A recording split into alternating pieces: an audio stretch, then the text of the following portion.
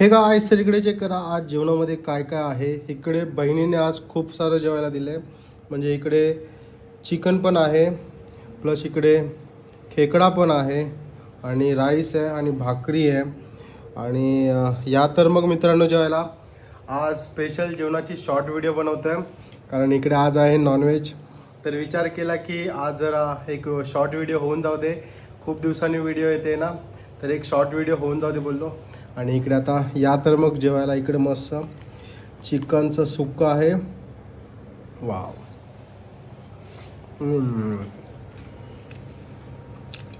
तर इकडे चिकन.